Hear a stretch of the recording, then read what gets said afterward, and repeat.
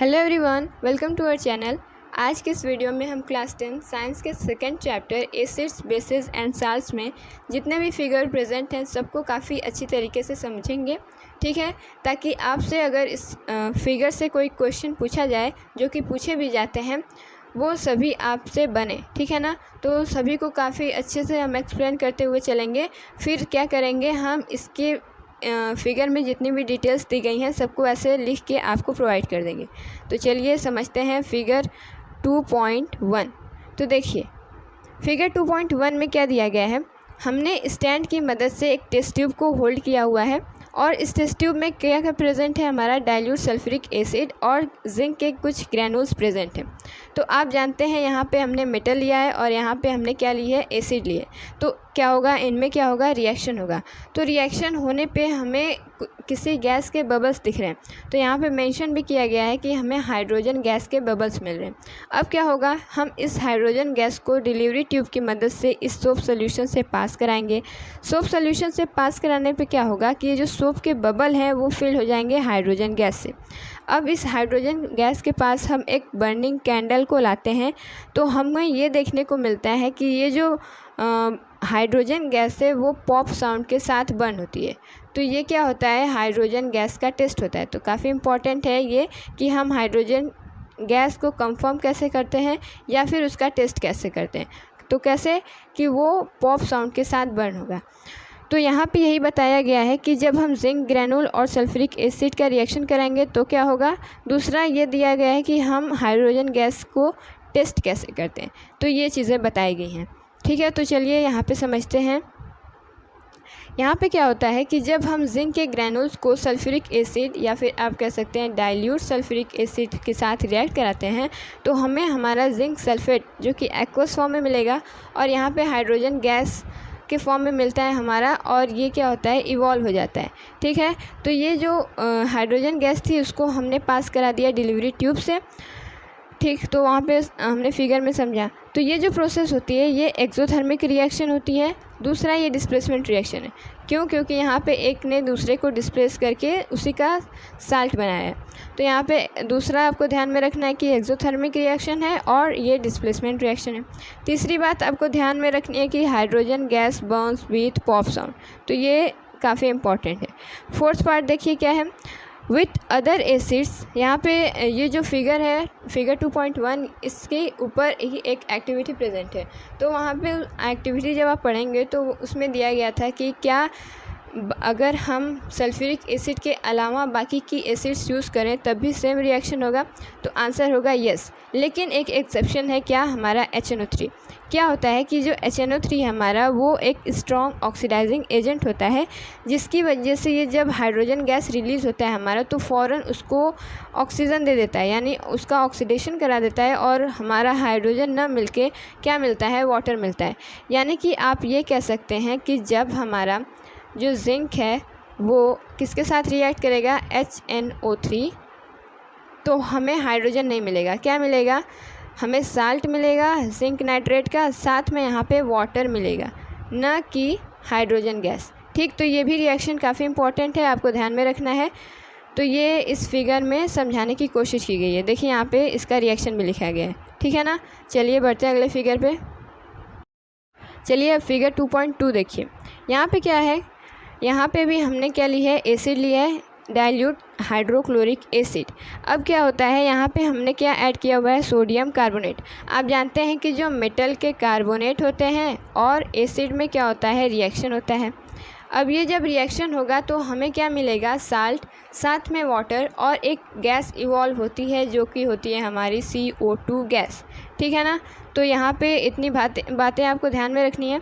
तो देखिए hydrochloric acid और सोडियम कार्बोनेट है, इन दोनों में रिएक्शन हुआ तो हमें क्या मिला, कार्बन डाइऑक्साइड गैस। तो इसको हम क्या मान ले रहे हैं, टेस्ट ट्यूब A, और इसको हम मान ले रहे हैं टेस्ट ट्यूब B। तो जब क्या होता है, जो ये गैस रिलीज़ हुई है कार्बन डाइऑक्साइड गैस, आप इसको भी डिलीवरी ट्यूब से पास कराएंगे टेस्ट ट्यूब B में, और टेस्ट ट्यूब B में हमारे पास क्या है, कैल्शियम हाइड्रोक्साइड, यानी कि यहाँ पे हमारे पास लाइम वाटर मौजूद है। तो क्या होगा, ये जो कैल्शियम हाइड्रोक्साइड है, इसमें जब कार्बन डाइऑक्साइड गैस आती है तो यहाँ पे ये मिल्कीनेस हमें देता है, यानी यहाँ पे वाइट प्रिसिपिटेट जो कि है हमारा कैल्शियम कार्बोनेट, उसकी बनने की वजह से हमें मिल्कीनेस दिखाई देती है। और दूसरा आपको याद रखना है कि ये जो सोडियम कार्बोनेट और हाइड्रोक्लोरिक एसिड में रिएक्शन होगा तो यहाँ पे जो गैस रिलीज़ होती है वो ब्रिस्क एफरवेसेंस के साथ रिलीज़ होती है। ब्रिस्क एफरवेसेंस क्या होता है हमारा, जब भी कोई लिक्विड से कोई गैस रिलीज़ हो विगरसली तो उसको हम बोलते हैं ब्रिस्क एफरवेसेंस। तो ये सब इस फिगर में आपको समझना ज़रूरी था। अब चलिए देखते हैं क्या बताया गया है फिगर में। यहाँ पे सोडियम कार्बोनेट और HCl में रिएक्शन होगा और हमें मिलेगा NaCl H2O, साथ में यहाँ पे CO2 गैस मिलेगी। अब इस CO2 गैस को हमने पास कराया कैल्शियम हाइड्रोक्साइड यानी कि लाइम वाटर से, तो हमें क्या मिला, वाइट प्रिसिपिटेट क्या है हमारा कैल्शियम कार्बोनेट, और इसी की वजह से हमें क्या मिली है, मिल्कीनेस मिली है। ठीक है ना। फिर क्या होता है, on passing the excess carbon dioxide, ये जो कार्बोनेट बना है हमारा वाइट प्रिसिपिटेट, इसमें जब आप एक्सेस कार्बन डाइऑक्साइड पास करेंगे तो ये जो प्रिसिपिटेट है ये डिसअपियर हो जाएगा। रीज़न क्या है, हमें एक सॉल्युबल मटेरियल कंपाउंड मिल जाता है जो कि हमारा CaH3O का होल ट्वाइस। ठीक है, तो ये मिलने की वजह से जो हमारा प्रिसिपिटेट है वो सॉल्युबल मिल जाता है हमें, और इसी वजह से मिल्कीनेस डिसअपियर हो जाती है। अब दूसरी चीज़ आपको ध्यान में रखनी है ये कि जो CO2 गैस होगी वो ब्रिस्क इफरवेसेंस के साथ इवॉल्व होगी। दूसरा आपको अगली बात याद रखना है कि CO2 turns lime water milky. ठीक है, रीज़न क्या है, क्योंकि यहाँ पे प्रिसिपिटेट बना है। और आपको क्या ध्यान में रखना है कि जो CO2 है ये एसिडिक ऑक्साइड होता है, यानी ये नॉन मेटालिक ऑक्साइड है, तो ये एसिडिक ऑक्साइड है, और ये क्या करेगा, ब्लू लिटमस को रेड में चेंज कर देगा। क्यों, क्योंकि ये एसिड है।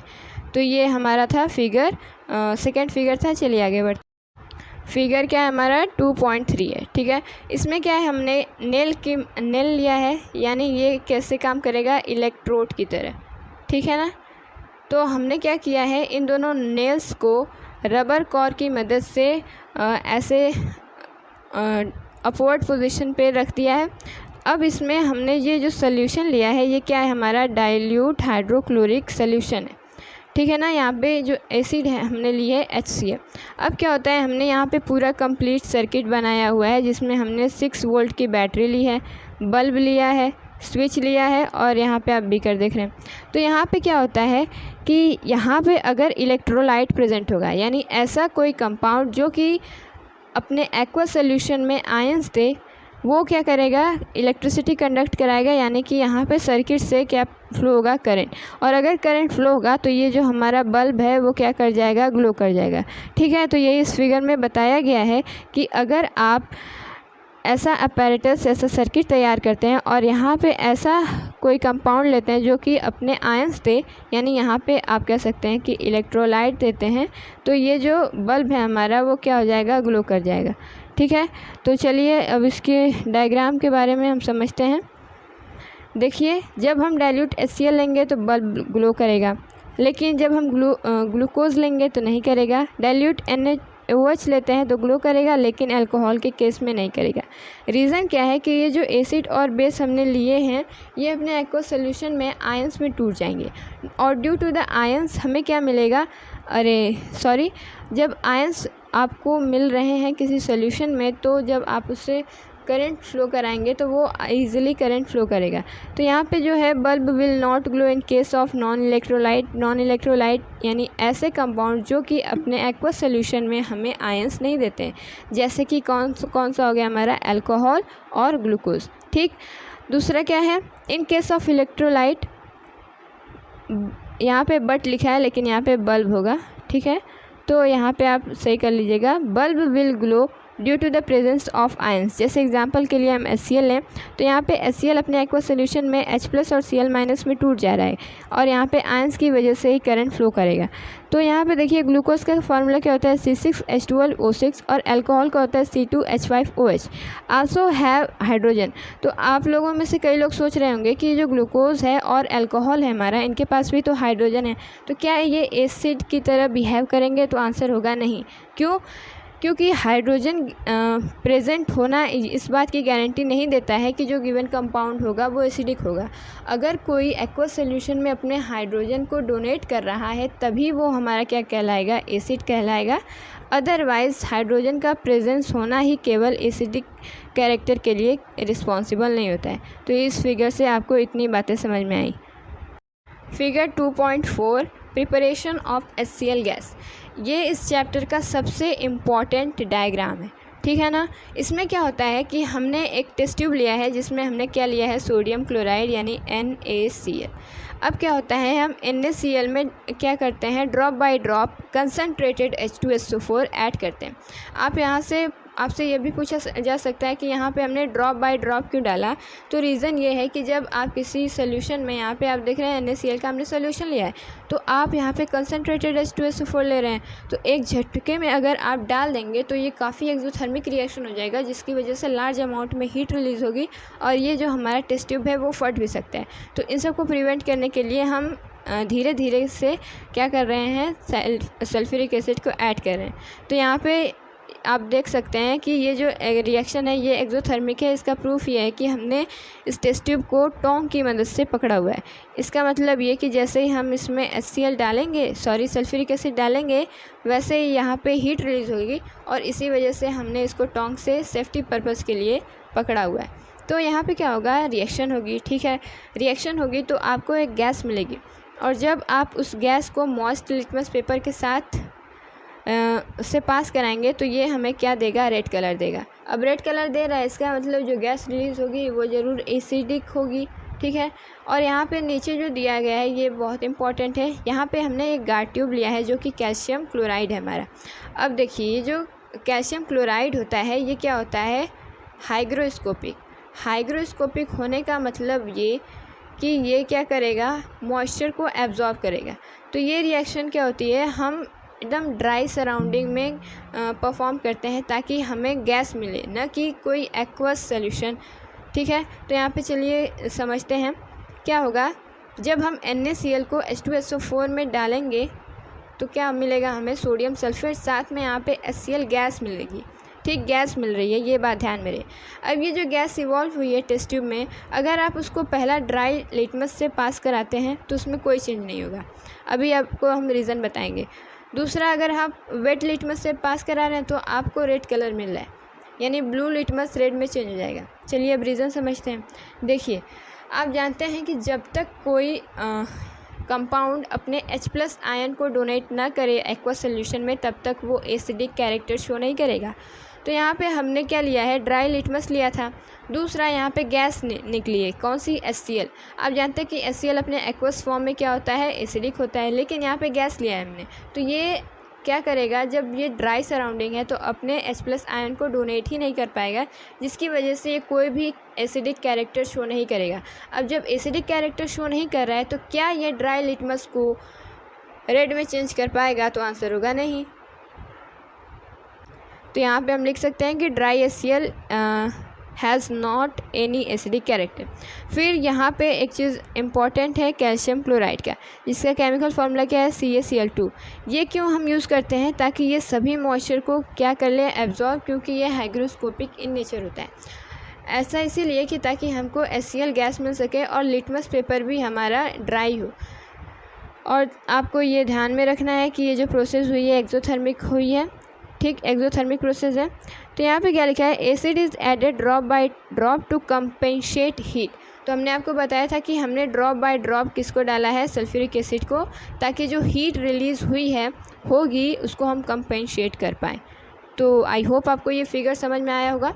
और ये जो रिएक्शन है काफ़ी इंपॉर्टेंट रिएक्शन है। आपको प्रिपरेशन ऑफ HCl कैसे होता है ये क्वेश्चन पूछ सकता है, तो आपको यही रिएक्शन लिखना है।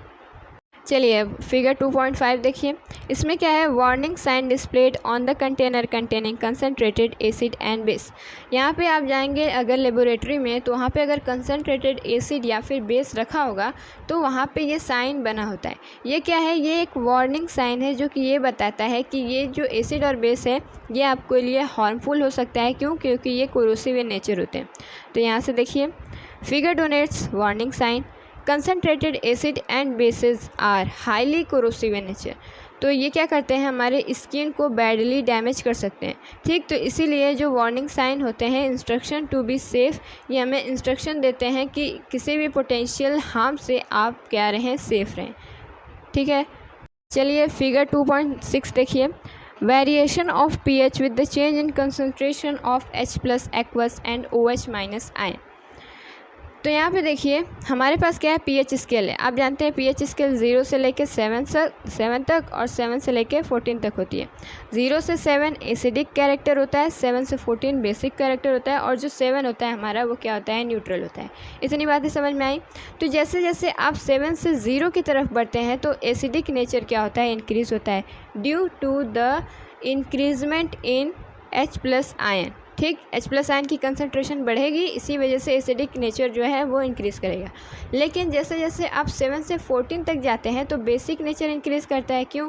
क्योंकि यहाँ पे H+ आयन की कंसंट्रेशन घटती है, या फिर आप कह सकते हैं कि OH- आयन की कंसंट्रेशन क्या होती है, बढ़ती है। तो यहाँ पे आप ये बात समझिए कि कोई भी चीज़ होती है उसमें आप इंक्रीज़ या फिर डिक्रीज़ इन H+ आयन कंसंट्रेशन में बता सकते हैं। जैसे अगर आप बेस को OH- के टर्म्स में नहीं एक्सप्लेन करना चाहते हैं तो आप ये कह सकते हैं कि जो एसिड्स होते हैं उनमें H+ आयन की कंसंट्रेशन ज़्यादा होती है, वहीं जो बेस होते हैं उसमें H+ आयन की कंसंट्रेशन क्या होती है, कम होती है। ठीक है, यहीं पे हमारे पास एक और pH स्केल दी गई है बुक में, जो कि है हमारा लिटमस पेपर। यहाँ पे ये जो pH स्केल है ये अपने कलर में चेंज शो करके हमें बताएगा कि जो गिवन सब्सटेंस है वो एसिडिक है, बेसिक है या फिर न्यूट्रल।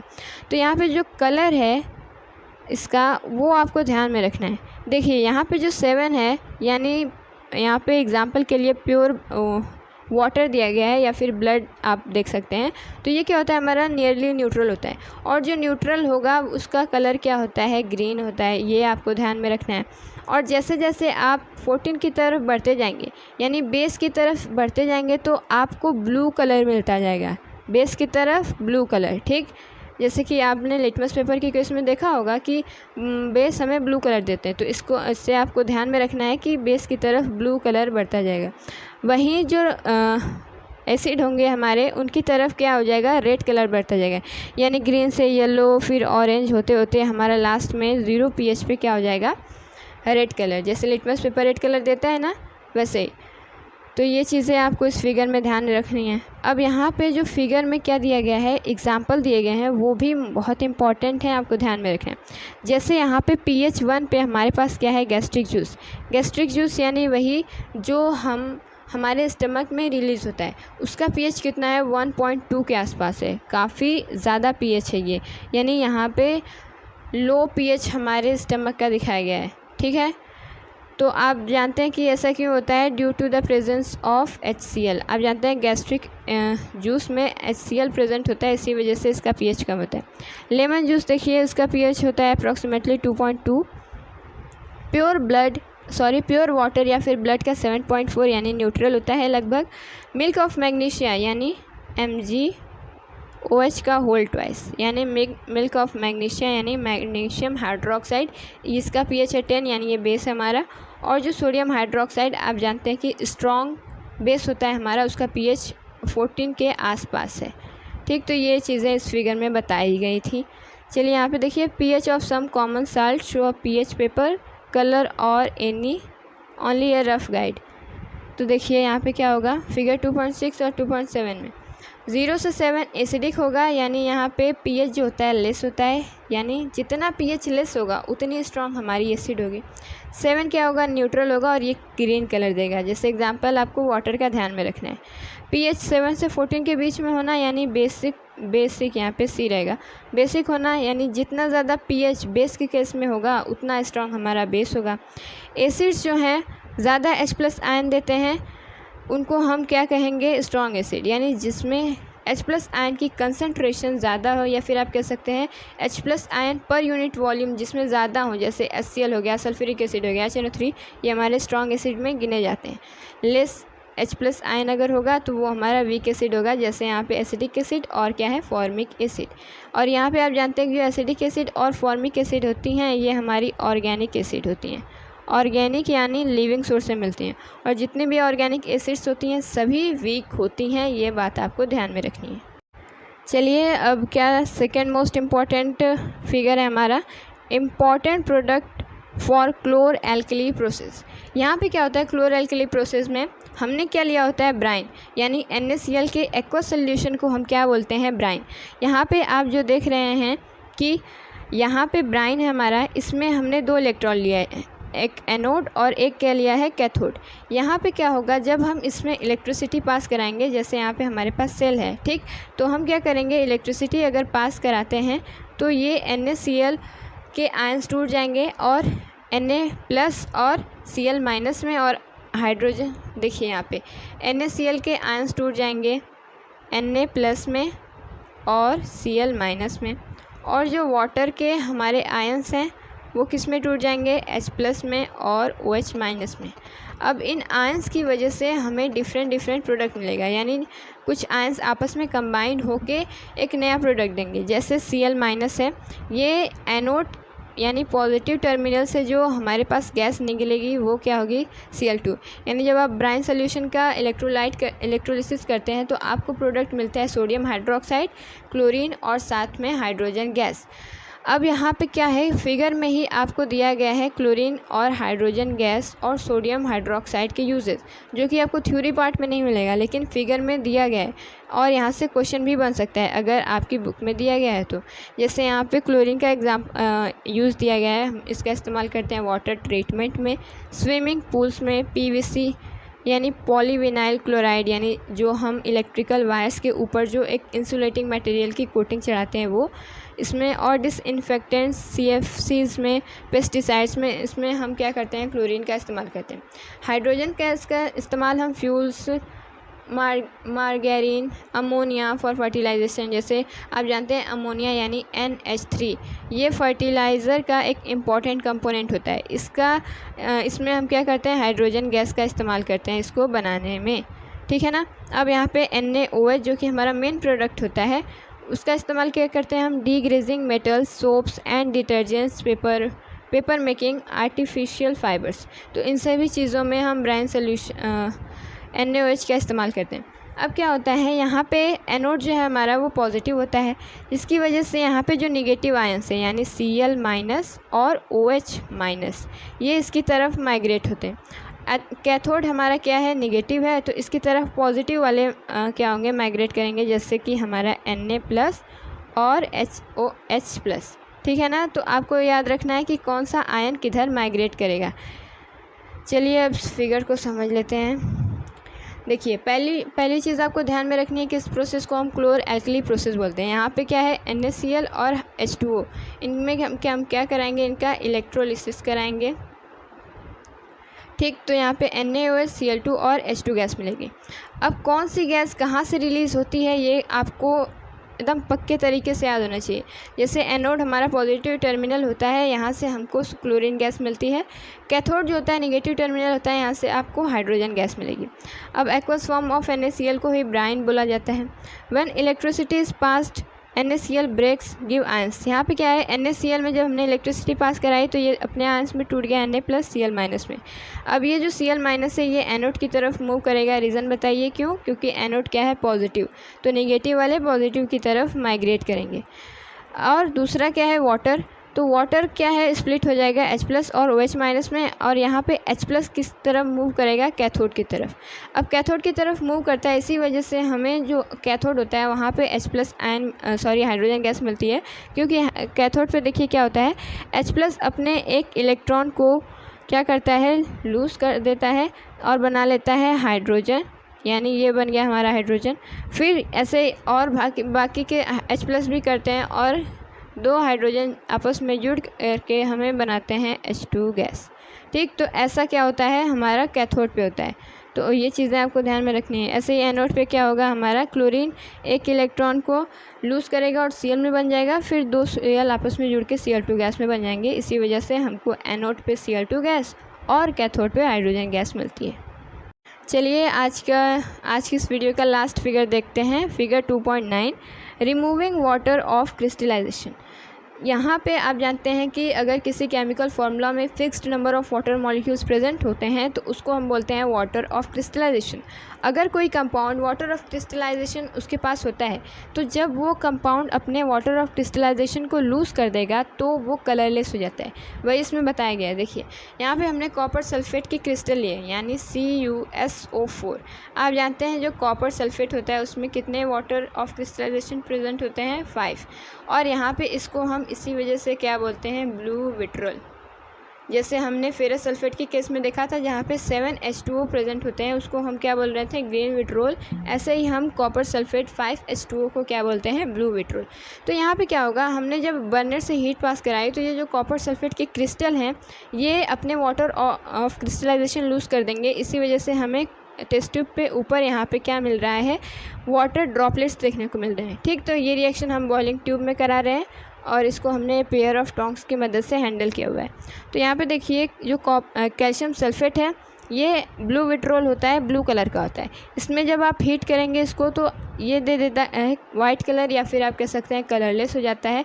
और ये हमारा कैल्शियम सल्फेट और यहाँ पे वाटर क्या होता है, अलग हो जाता है। अब ये वाटर ऑफ क्रिस्टलाइजेशन क्या होता है ये भी समझ लीजिए। Fixed number of water molecule present in one formula unit. अब आपकी बुक में जितने भी वाटर ऑफ क्रिस्टलाइजेशन दिए गए हैं उससे सवाल बनते हैं। जैसे यहाँ पे सभी के हमने नेम लिख दिए हैं, आपको याद रखना है।